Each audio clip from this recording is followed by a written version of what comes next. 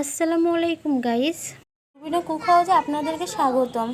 আজকে আমি আপনাদের জন্য নিয়েছি মাছের ভর্তার রেসিপি।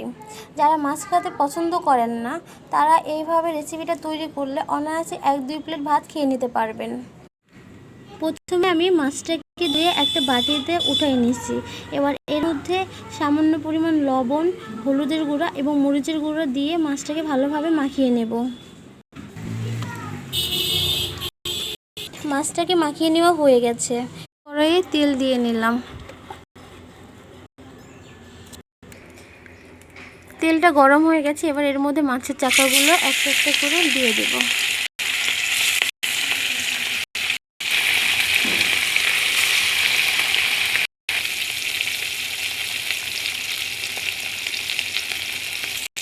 চুলায় আঁচটা এখন মিডিয়াম রাখবো। মাছটা উল্টিয়ে এপাশ ওপাশ ভালোভাবে ভেজে নেব। আমার মাছ ভাজাটা হয়ে গেছে। এবার এগুলো উঠে নেব।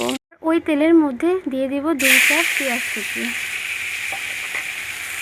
এবার এর মধ্যে দিয়ে দেব কিছু আস্ত কাঁচামরিচ। এগুলো নেড়ে চেড়ে ভালোভাবে মিশিয়ে নেব। এবার এর মধ্যে দিয়ে দেব স্বাদ মতো লবণ। এবার এর মধ্যে দিয়ে দেব হলুদ গুঁড়া। এবার এর মধ্যে দিয়ে দেব 1 চামচ আদা বাটা, 1 চামচ রসুন বাটা। এবার এর মধ্যে দিয়ে দেব আস্ত জিরা।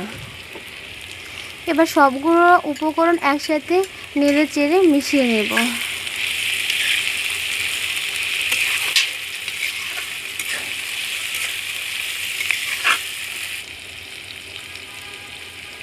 আমরা পেঁয়াজটাকে বাদামিভাবে ভাজবো না, জাস্ট পেঁয়াজের রসটা শুকিয়ে আসলে এর মধ্যে আমরা পরিমাণ মতো একটু পানি দিয়ে নেব। পেঁয়াজের রসটা শুকিয়ে গেছে। এবার এর মধ্যে সামান্য পরিমাণ পানি দিয়ে দেব।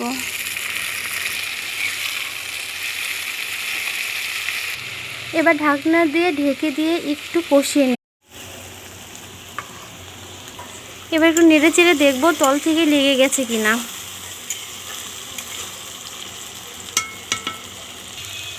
পেঁয়াজটা হালকা কষিয়ে নেওয়া হয়ে গেছে। এবার এর মধ্যে ভাজা মাছের চাকাগুলো দিয়ে দেব।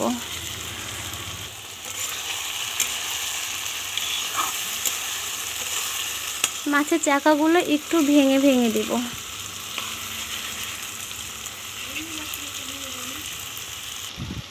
সবগুলো নেড়ে চেড়ে একটু ভেজে নেব। পেঁয়াজের সাথে মাছটাকে ভালোভাবে ভাজা হয়ে গেছে। এবার এগুলো একটা প্লেটে উঠিয়ে নেব।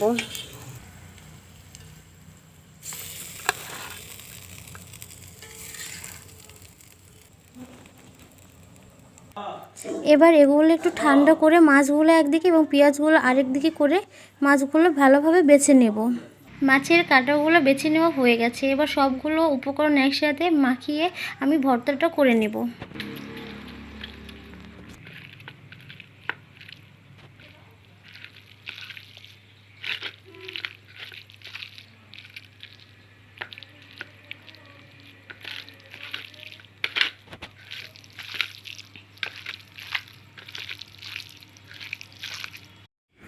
আমার ভর্তাটা করে নেওয়া হয়ে গেছে। আপনারা চাইলে যে কোনো মাছ দিয়ে এই ভর্তাটা করে নিতে পারবেন। যারা মাছ খেতে একেবারে পছন্দ করেন না তাদের এই রেসিপি তৈরি করে দিলে তারা অনায়াসে 1-2 প্লেট ভাতটা খেয়ে নেবে। আমাদের ভিডিওটি ভালো লাগলে লাইক, কমেন্ট, শেয়ার করতে ভুলবেন না। আমাদের চ্যানেলটাকে সাবস্ক্রাইব করে পাশে থাকবেন। আসসালামু আলাইকুম।